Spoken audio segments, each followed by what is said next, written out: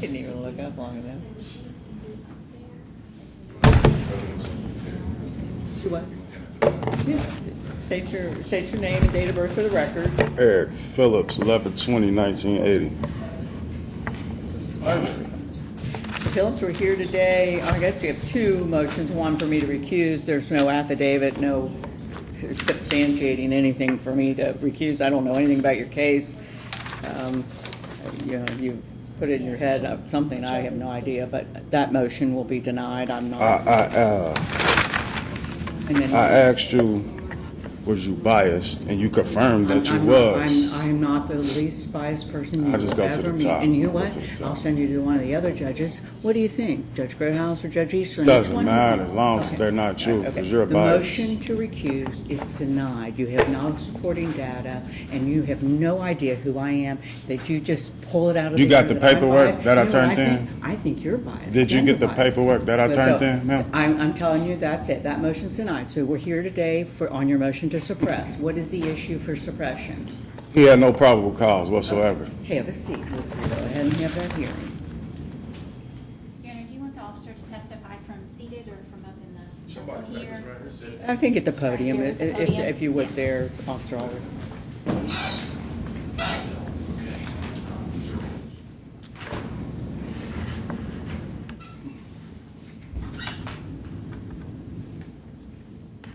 Solemnly swear affirm the testimony about to give the truth, whole truth, nothing but the truth. Yes, Your Honor. Could you state your name for the record, please? Douglas Ulrich, I'm a police officer at the City of Covington And how long have you been employed by the city of Covington? since September of 2011. And prior to that employment, you've been through all the training and so forth required to become an officer with the city of Covington? That's correct. Now, on or about June 21st, were you working a detail or were you on duty in the area of Promontory Drive? I was working the detail set up by management there on the Cambridge Square apartment complex. Okay, so you are just kind of located there in the parking lot, I guess? Yes, Part of ma'am. that detail? Yes, ma'am. All right. At about 21:26 hours, which I can't really do math that well, but should be 9:30. 9:30 at Yes, night. Did an unattended running car come to your attention? It did. Could you describe the car? I was parked in front of building 102, so the way Promontory is you come up the main hill. There's only one way on, one way off. There's the main office building, which also holds a garage and the laundry facilities, and then there's 20 apartment buildings up there. So I was in front of 102, where I sit for every time I'm on the detail, which I've been on for about 4 or 5 years. As I was sitting there, Mr. Phillips' car, which is a Cadillac, was parked in one of the parking spaces 15, 20 feet behind my car. I had made a stop of a separate vehicle and returned to my position there in the parking lot.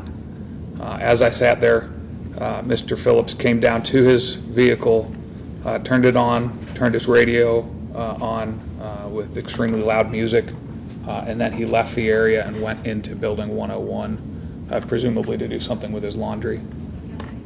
Would that be any type of ordinance or legal violation to leave the car running unattended with loud music there at the lot at Promontory? Yes, ma'am.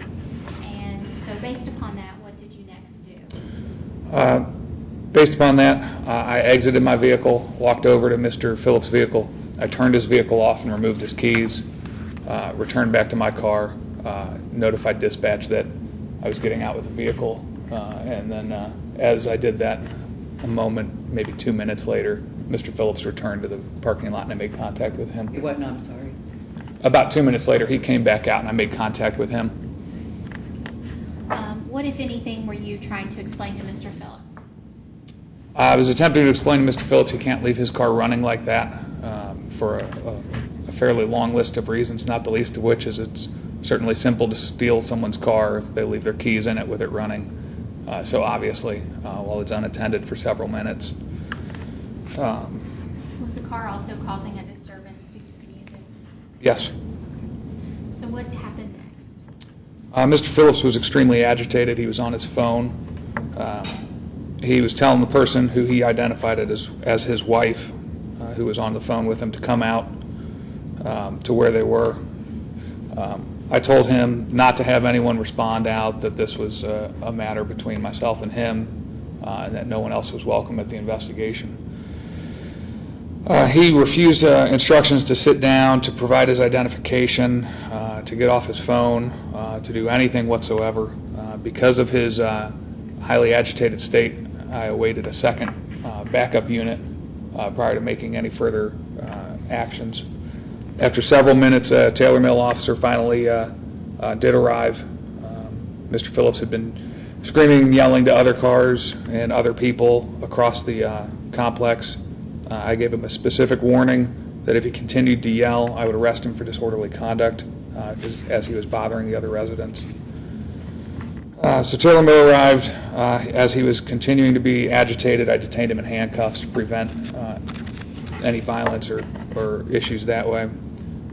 As I did that, a woman who identified herself as Mr. Phillips' wife arrived holding an infant and had a small child with her. The small child ran up to Mr. Phillips as we were in the middle of the investigation. He began shouting about if we murder him.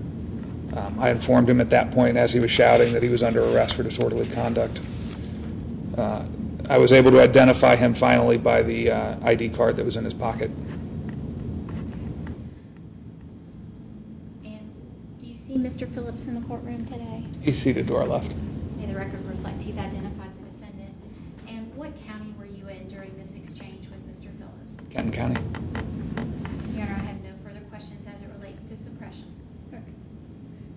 This time, Mr. Phillips, you can ask Officer Ulrich any questions. It's just to the suppression to the probable cause.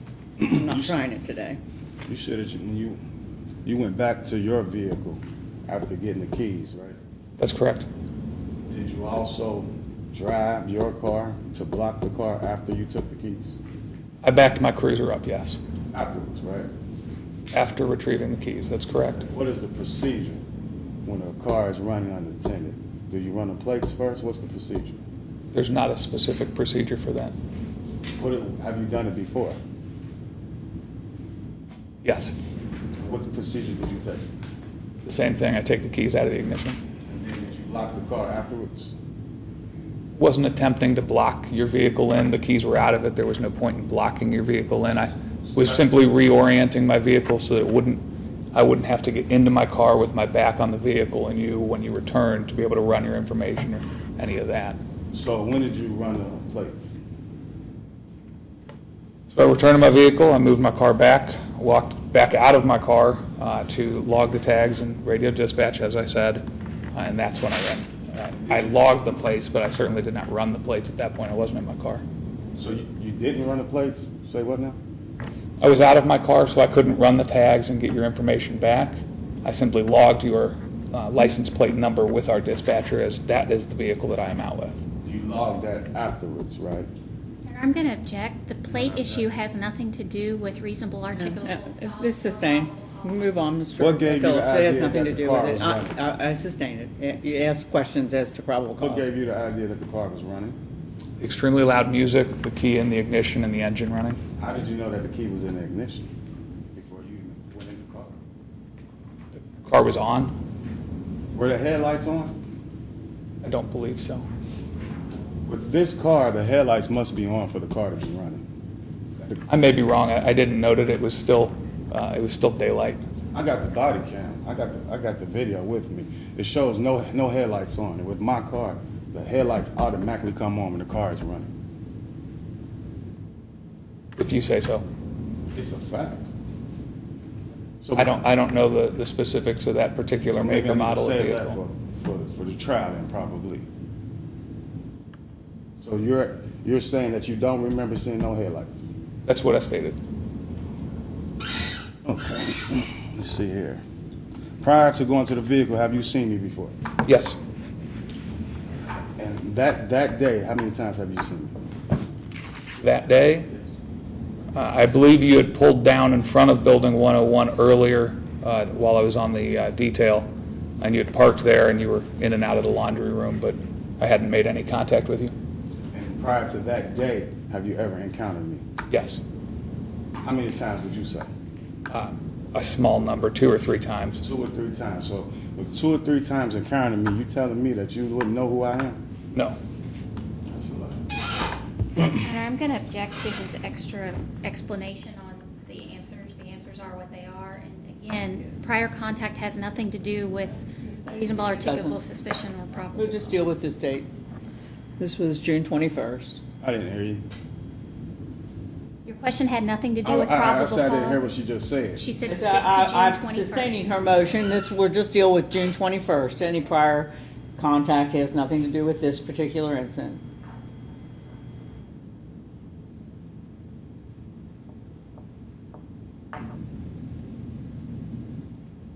Do you have any other questions, sir? My question is that y'all, no, I don't have a question, I have a statement. Y'all all work together. That's what it's like. You stopped the car because the car was running, correct? That's correct. So I'm just gonna prove that the car wasn't running, because it wasn't running. The headlights was not on. So this all is being recorded, correct? Yes, sir. All right, that's all I need.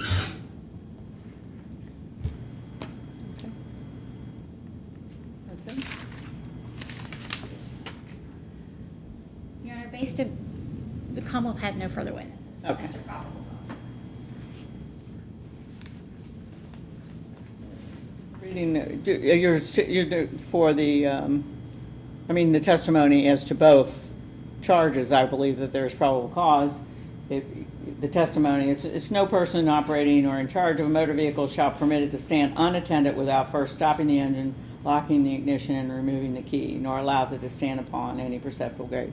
Doesn't say anything about lights at all. So I think, he was probably doing you a favor, Mr. Phillips. he He was. turned it off and you lose it. You're violating, it's 189.430 subsection 3.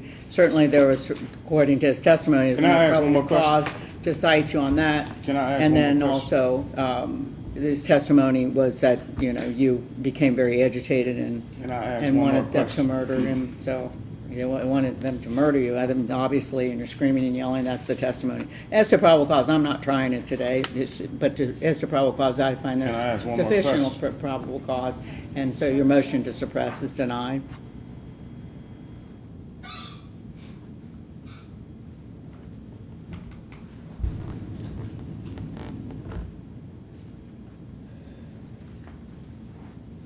And you filed a jury demand? You want to try it to a jury? Yes. Yeah, okay. Did you do a jury demand? Is there a jury demand in I there? think he did last time he was Yes, here. Your I Honor. did. Okay. For jury, then that'll be on Wednesday, February 13th, and that's at 9 o'clock back here. February And 13th. I have to caution you, you're going to have to, it's going to be a jury, so you're going to have to know the rules of evidence, and, it won't be, you can certainly do pro se. That means you can try it yourself without an attorney. But I you would will like be to- held, I got an you will be affidavit as held to well. the same standards as everybody else. There will be the rules of evidence, so. there I you got an go. affidavit too, requesting a lawyer based on my situation. I'm just. You're not even looking at it, I'm- though. I'm telling you, you have the same, you will be held to the same standard as every other But if person. I have an affidavit, you don't look at it. That's what goes on? Affidavit for what? What I just said, I request for an attorney because of my hardship. Well, they're not recommending any jail time.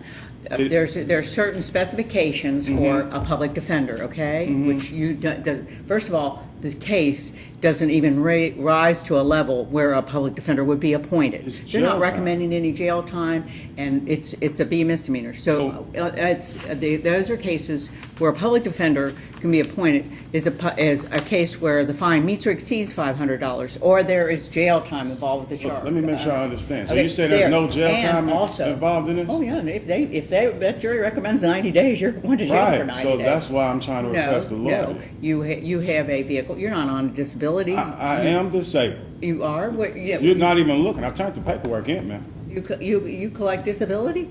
I turned the paperwork No, in. do you collect disability? I turned the paperwork You're on, in. you're on If Social you look at Security the disability. paperwork, it's gonna Are you tell on you Social that Security? answer. No, you didn't answer me. You do not qualify.